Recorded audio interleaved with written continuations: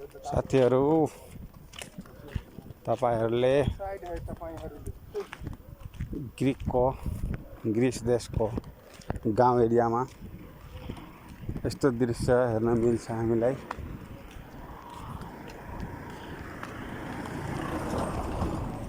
अनि लोकल घरहरु यहाँ यस्तो सजाएर राखेका हुन्छन्। जे होस् यहाँ फोहोर भन्नेको एउटा पनि भेटेन हामीलाई। यहाँको फोहोर जतिसुकै धनी मान्छे भए पनि हातले टिपेर डस्टबिनमा हाल्ने काम चाहिँ गरिराखेका हुन्छन्। त्यही भएर यहाँ फोहोर नभएको। हाम्रो यता त नेपालमा अब अलिकता खाना लाउनलाई भएपछि म अब ठुलो मान्छे भए म फोहोर छुन्न टिप्दिनँ भनेर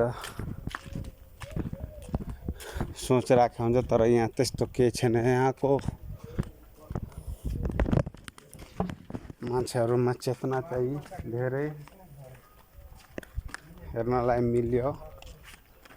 यहाँको वातावरण हामीलाई त साह्रै मन पर्यो। यहाँहरुलाई कस्तो लाग्यो त अपन कमेन्ट बनाइराख्नु होला। र यहाँ ग्रीस देशको अल्बानियाको बोर्डर निर हामी आइपुगेका छौँ। यो अनारको बोट यस्तै हो।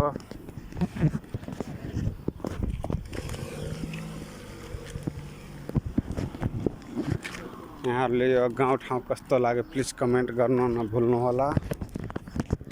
यहाँहरुको कमेन्टले हामीलाई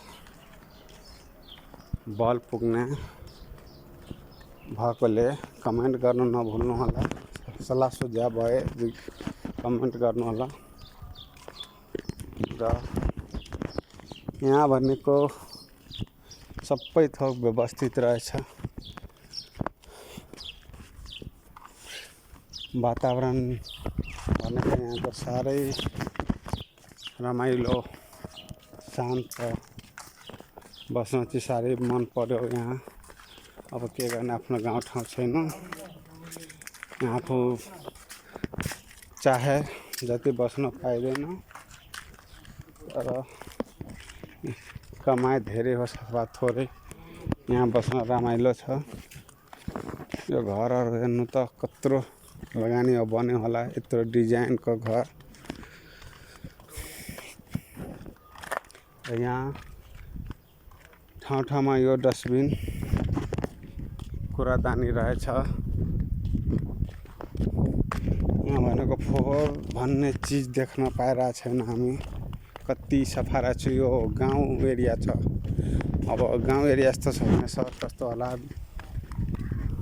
त्यो आफैले विचार पुर्याउनु पर्ने हुन्छ। र यहाँ घरमा पनि नेपाल जस्तै टमाटर फलाएको छ।